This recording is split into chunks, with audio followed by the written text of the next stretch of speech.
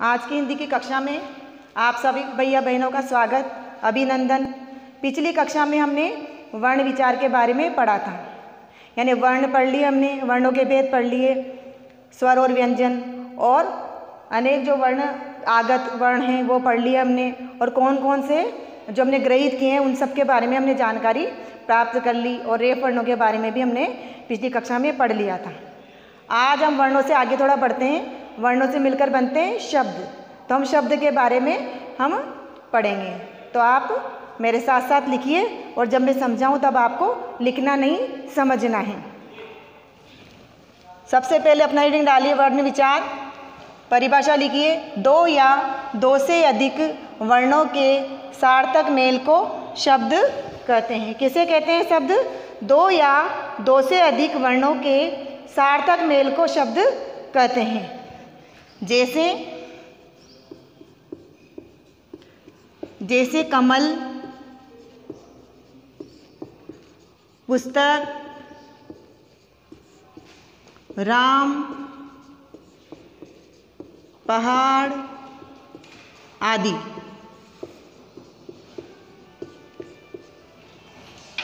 ये सब क्या है? शब्द हैं, और इनका कोई न कोई अर्थ अवश्य है। तो इस आधार पर हम ये कह सकते हैं कि अर्थ के आधार पर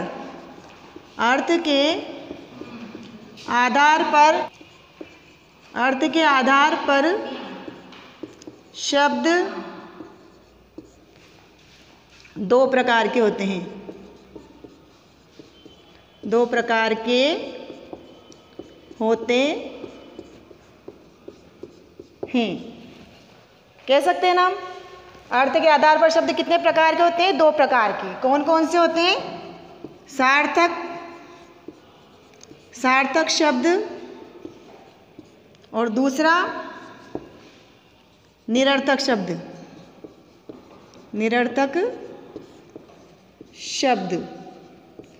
अब सार्थक शब्दों में कौन से आ जाएंगे? जो हमने ऊपर लिखे हैं, और ऐसे अनेक प्रकार के सार्थक शब्द हो सकते हैं। तो अब सार्थक शब्द किसे कहेंगे? तो सार्थक शब्द की परिभाषा लिखिए।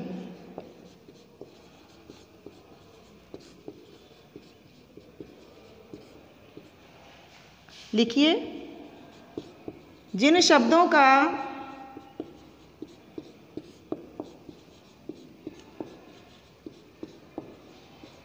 कोई न कोई अर्थ होता है,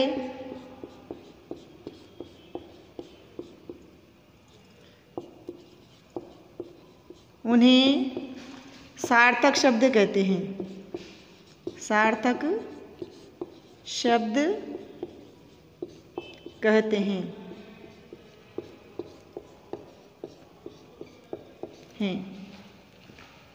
जैसे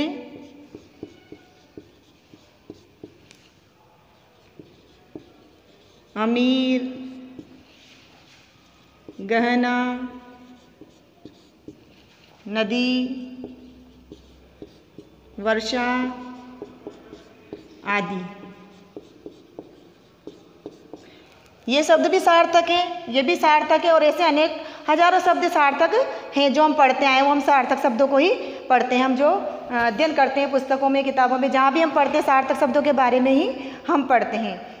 निरर्थक शब्द की भी परिभाषा, निरर्थक शब्द हम किन्हें कहेंगे, इसकी भी परिभाषा लिखिए। इसको एक बार देख लीजिए। सार्थक शब्द, जिन शब्दों का कोई न कोई अर्थ होता है, उन्हें सार्थक शब्द कहते हैं। यानी अर्थ जरूर निकलना चाहिए। वह कौन सा शब्द होता है? सार्थक। जैसे अमीर, गहना, नदी, वर्षा, और भी होते हैं पेड़, पहाड़, पुस्तक, मकान, बहुत सारे हो सकते हैं। निरर्थक शब्दों की लिखिए परिभाषा।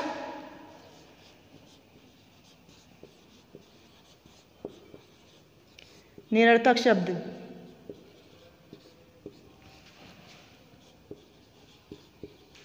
जिन शब्दों का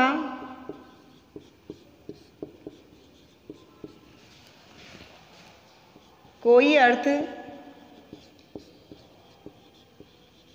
नहीं होता,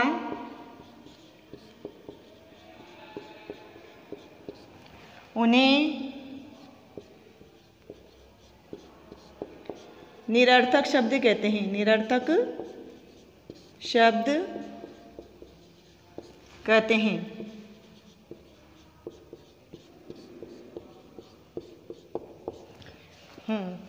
जिन शब्दों का निरर्थक शब्द में लिखिए, जिन शब्दों का कोई अर्थ नहीं होता उन्हें निरर्थक शब्द कहते हैं। अर्थात निरर्थक शब्दों का कोई अर्थ नहीं होता है।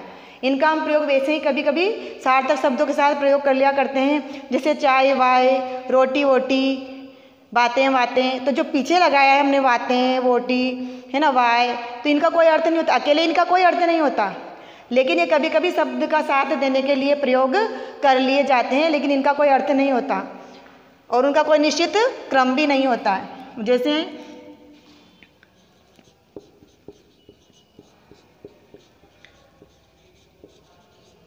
ल म क, अब इसका कोई अर्थ नहीं है, लेकिन इनको क्रमबद्ध अगर मैं कर देती हूँ, क को आगे लिख दूंगी, म को बीच में और ल, तो कमल बन जाएगा। तो फिर ये कैसा बन जाएगा? सार्थक बन जाएगा। और भी हम बहुत सारे शब्दों को लिख सकते हैं, जैसे हड़प, ये भी निरर्थक है क्योंकि इसका तो कुछ भी अर्थ नहीं होता। हड़प का तो होता है पर हड़प का तो नहीं होता। इसको सही क्रम में जमाएंगे तो क्या बनेगा? पहाड़ बनेगा। इसी प्रकार से बन सकता है, देखो त क स पू। अब ये क्या है? उल्टा कर दिया हमने, इसका क्रम बिगाड़ दिया है, तो ये क्या हो गया? निरर्थक हो गया। इसका तक इसका कोई कुछ अर्थ नहीं निकल रहा है, लेकिन अगर इसको हम क्रमबद्ध करते हैं, व्यवस्थित करते हैं, तो फिर ये किस में बदल जाता है? सार्थक में बदल जाता है। और ये जरूरी भी नहीं है कि सभी वर्ण सार्थक बन ही जाएं। कुछ शब्द ऐसे भी होते हैं उल्टे सीधे जिनका सार्थक शब्द भी नहीं बन पाता है ना, उनका क्रम सही करने पर भी, तो ऐसा भी हो सकता है। तो निरर्थक शब्दों का कोई अर्थ नहीं होता, ये आप समझ चुके हैं। और जो कुछ भी हम पढ़ते हैं वो किनको पढ़ते हैं? हम सार्थक शब्दों की, सार्थक को पढ़ते हैं और हम सार्थक को ही हम आगे पढ़ेंगे। सार्थक के कौन कौन से होते हैं, कैसे होते हैं, कितने होते हैं, इनका वर्गीकरण कैसे किया गया है, ये हम आगे पढ़ेंगे। तो अब आप इनको अपनी कॉपी में नोट कर लीजिए, या मैंने कहा था कि आप मेरे साथ साथ करते रहिए, तो मुझे उम्मीद है कि आपने कर लिए होंगे। अन्यथा आप वीडियो रोक कर भी इसको लिख सकते हैं और हम आगे अब सार्थक शब्दों का वर्गीकरण पढ़ लेते हैं।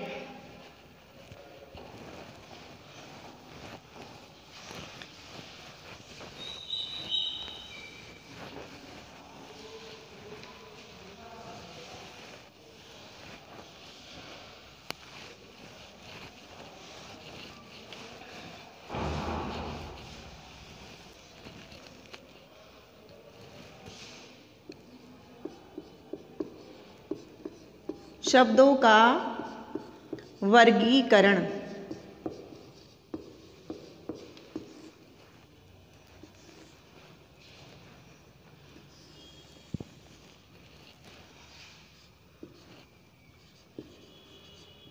व्युत्पत्ति के आधार पर,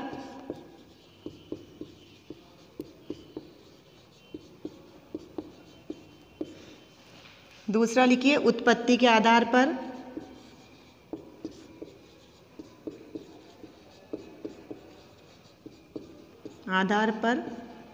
और तीसरा लिखिए प्रयोग के आधार पर।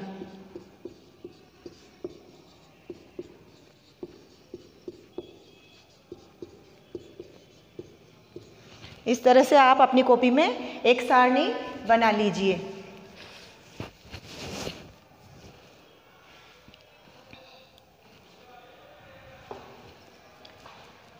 उत्पत्ति के आधार पर 3 प्रकार के होते हैं।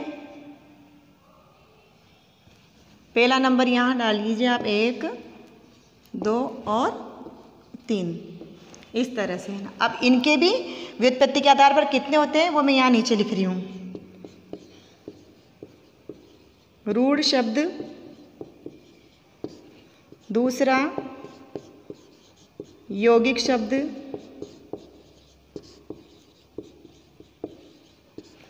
तीसरा योग रूढ़ शब्द।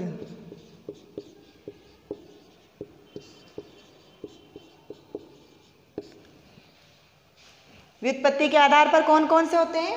रूढ़ शब्द, यौगिक शब्द और योग रूढ़ शब्द। अब आप मेरे साथ लिखते चलिए।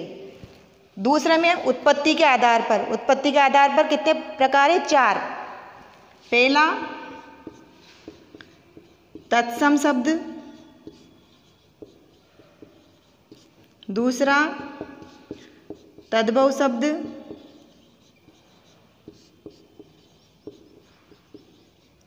और तीसरा देशज शब्द,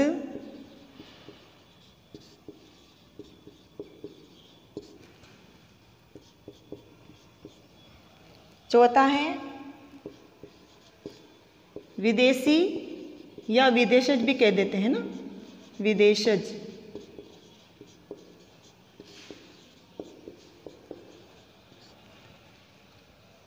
अब प्रयोग के आधार पर, प्रयोग के आधार पर होते हैं दो प्रकार के,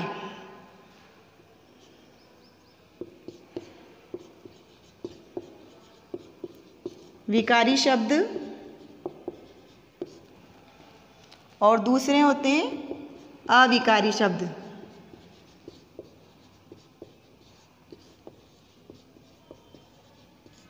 प्रयोग के आधार पर दो प्रकार के होते हैं, विकारी और अविकारी शब्द। तो एक बार इस सारणी को मैं फिर से समझा देती हूँ। ये सार्थक शब्दों का वर्गीकरण है ये, क्योंकि निरर्थक शब्दों का तो वर्गीकरण हो ही नहीं सकता, क्योंकि उनका कोई अर्थ नहीं होता है। तो हम जो कुछ भी पढ़ते हैं, जिनका भी हम अध्ययन करते हैं, वो सार्थक शब्दों का ही करते हैं। तो हम इसके बारे में पढ़ते हैं।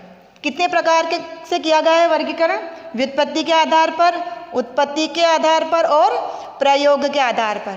व्युत्पत्ति के आधार पर, उत्पत्ति के आधार पर और प्रयोग के आधार पर। अब सबसे पहले हम इधर ध्यान दीजिए। व्युत्पत्ति के आधार पर शब्द कितने प्रकार हैं, कितने भेद देते हैं? भेद या प्रकार एक ही बात है। रूढ़ शब्द, यौगिक शब्द, योग रूढ़ शब्द। ठीक है, कौन कौन से होते हैं? रूढ़ शब्द, यौगिक शब्द, योग रूढ़ शब्द। उत्पत्ति के आधार पर कितने भागों में बांटा गया है? 4। कौन कौन से थे? तत्सम शब्द, तद्भव शब्द, देशज शब्द, विदेशी या विदेशज शब्द। इनको भी जैसे देशज कहते हैं, विदेशज कह देते हैं ना। तो इसके दोनों नाम मैंने लिख दिए। कितने होते हैं? उत्पत्ति के आधार पर 4 होते हैं, तत्सम, तद्भव, देशज और विदेशज या विदेशी। आगे देखिए, प्रयोग के आधार पर जो हम प्रयोग करते हैं, प्रयोग के आधार पर कितने भागों में बांटा गया? 2 भागों में बांटा गया है। कौन कौन से? विकारी शब्द और अविकारी शब्द। अब इनके भी भेद हैं, तो हम इसी के नीचे इनके बारे में लिख लेते हैं। विकारी 4 प्रकार के होते हैं, तो अब डाल के हम लिखें। विकारी में आता है संज्ञा,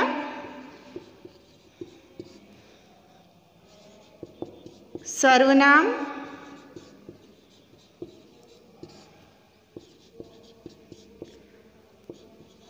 विशेषण और द में आएगा क्रिया। कितने होते हैं विकारी शब्द? कौन कौन से होते हैं? संज्ञा, सर्वनाम, विशेषण और क्रिया। अब हम अविकारी शब्दों के बारे में पढ़ेंगे। तो अविकारी के भी हम वर्गीकरण कर लेते हैं। पहला लिखिए, क्रिया विशेषण।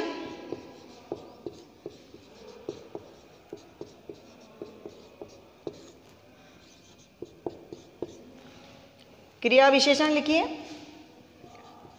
संबंध बोधक,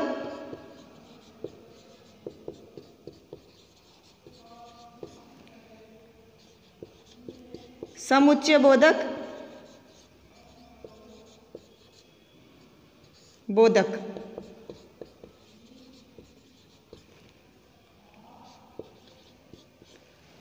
विस्मयादि बोधक।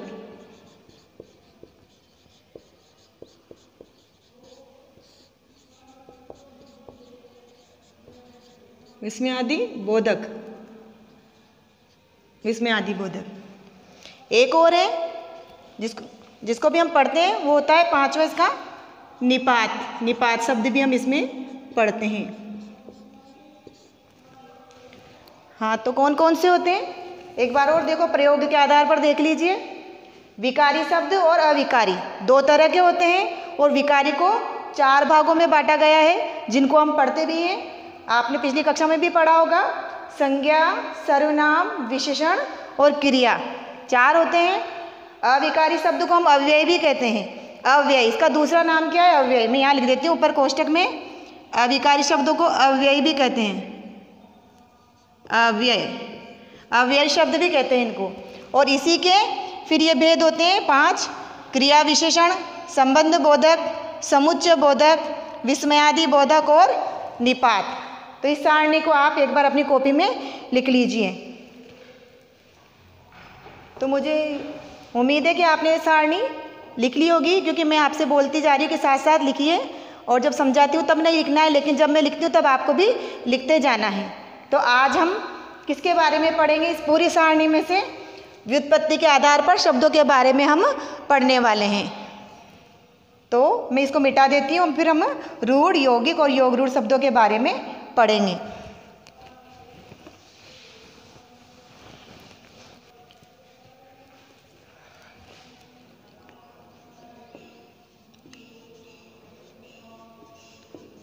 व्युत्पत्ति के आधार पर शब्द, जिनको हम अब पढ़ने वाले हैं।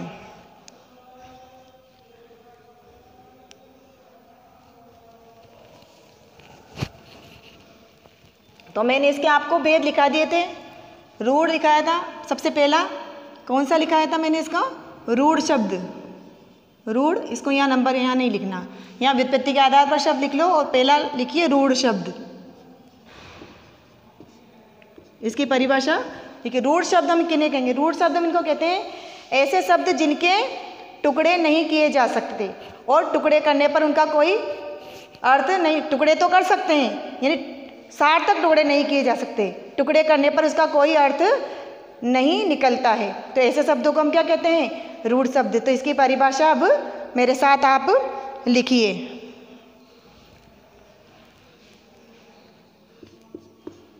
ऐसे शब्द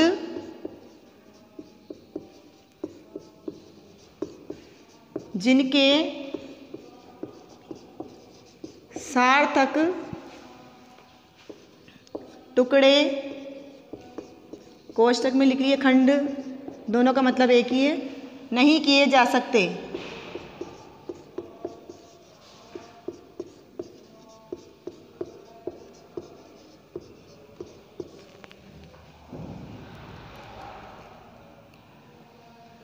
ऐसे शब्द जिनके सार्थक टुकड़े या खंड नहीं किए जा सकते,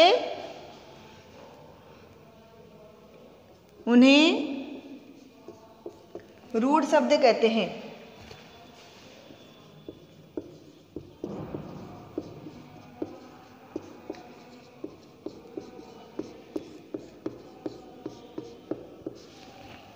अब रूढ़ शब्द जिनके हम टुकड़े नहीं कर सकते, ऐसे शब्दों को कहते हैं जो किसी अन्य शब्दों के योग से नहीं बनते। वर्णों से तो बनते हैं शब्द, जैसे लाल। एक चीज और है इसके अंदर, रूढ़ शब्द जो अपने अर्थ की दृष्टि से रूढ़ हो चुके हैं, यानी प्रसिद्ध हो चुके हैं, है ना, जिनके टुकड़े नहीं किए जा सकते और जो अपने अर्थ की दृष्टि से प्रसिद्ध हो चुके हैं कि उसका कोई अन्य अर्थ नहीं निकलता, ऐसे शब्द है ना। हरा,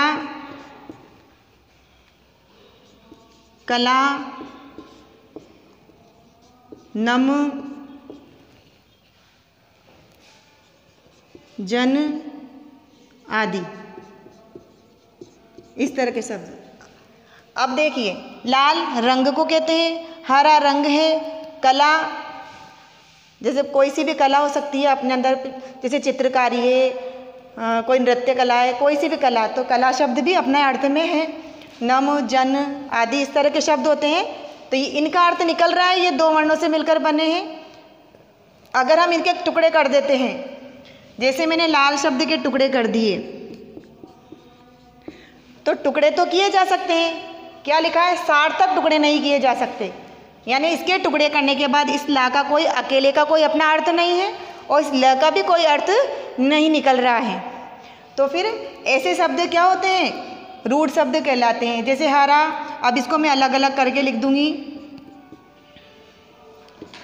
तो इसके अपना कोई अर्थ नहीं, इस ह का अकेले का अपना कोई अर्थ नहीं है, इसका कोई अपना अर्थ नहीं है, तो ऐसे शब्द रूढ़ शब्द कहलाते हैं। हम इनको क्या कहेंगे? रूढ़ शब्द कहेंगे, जिनके सार्थक टुकड़े नहीं किए जा सकते, जो अपने अर्थ के लिए प्रसिद्ध हो चुके हैं, उनका वही अर्थ निकलता है। तो ऐसे शब्दों को हम क्या कहेंगे? रूढ़ शब्द कहेंगे। अगला है हमारा यौगिक शब्द। ये लिख लीजिए आप, दूसरा लिखिए यौगिक शब्द। यौगिक शब्दों के बारे में हम पढ़ेंगे आगे कि यौगिक शब्द क्या होते हैं। जो शब्द अन्य शब्दों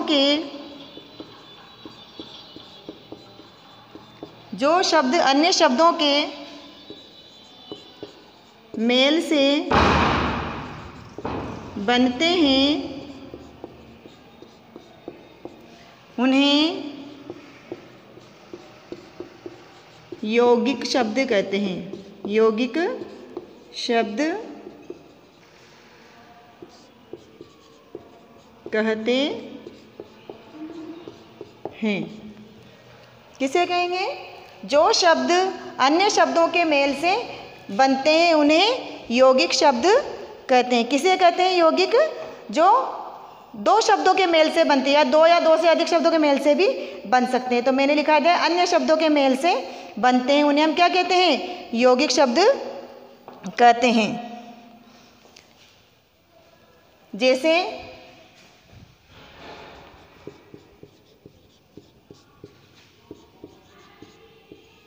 विद्यार्थी, विद्यालय,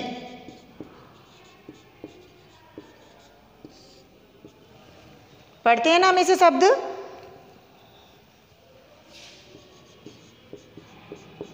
पीतांबर, दिगंबर,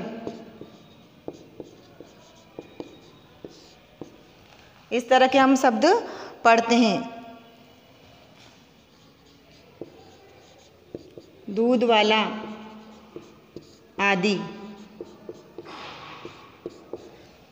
किससे भी बन गए ये यौगिक शब्द। क्या होते हैं यौगिक शब्द? जो शब्द अन्य शब्दों के मेल से बनते हैं, उन्हें यौगिक शब्द कहते हैं। यौगिक, योग यानी क्या होता है? जोड़, और जो योग से बने हैं कहीं ना कहीं। तो ऐसे शब्द हम कहाँ प्रयोग करते हैं? संधि में, समास में, और कहीं उपसर्ग प्रत्यय लगाकर भी कभी कभी प्रयोग होते हैं। तो वो क्या होते हैं? सब यौगिक शब्द होते हैं। उनको देखिए, विद्यार्थी, तो इसके टुकड़े अगर हम करते हैं शब्द के तो क्या बन जाएगा? विद्या और अर्थी। इसका भी अपना अर्थ होता है और इसका भी अपना अर्थ होता है। इसी प्रकार विद्यालय शब्द के हम टुकड़े करते हैं तो क्या हो जाएगा? विद्या धन आलय, यानी ये दो शब्दों के योग से बने हैं। विद्या का भी अपना अर्थ होता है ना। आलय यानी स्थान होता है, विद्या प्राप्त करने का जो स्थान होता है उसको हम आलय कहते हैं। पीतांबर, पीतांबर शब्द के भी हम टुकड़े करते हैं तो क्या हो जाएगा? पीत धन अंबर। किया ना, इसके दो शब्द बन गए। पीत यानी क्या होता है? पीला होता है। अंबर यानी क्या होता है? अंबर यानी वस्त्र भी होता है और आकाश भी होता है। तो जब इन शब्दों को हम अलग अलग कर देते हैं तो इनके अर्थ निकल जाते हैं। इसी प्रकार दिगंबर के और दूध वाला के शब्द का भी अगर टुकड़े कर देंगे तो अर्थ निकल कर हमारे सामने आएगा। अब एक भेद और बचा है, उसको भी हम लिख लेते हैं।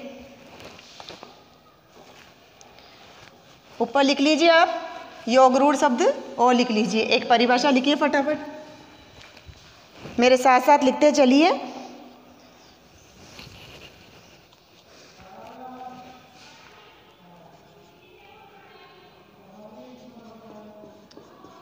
योग रूढ़ शब्द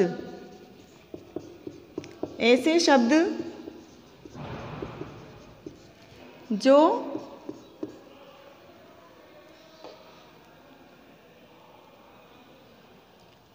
शब्द जो दो शब्दों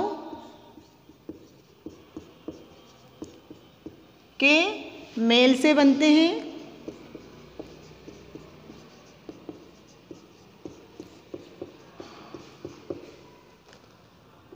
और अपना विशेष अर्थ प्रकट करते हैं।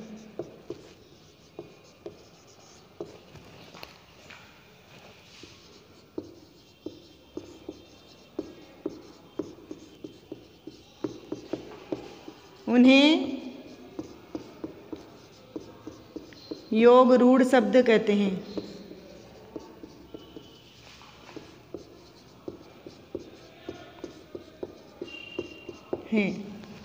जैसे इसके उदाहरण लिख लीजिए।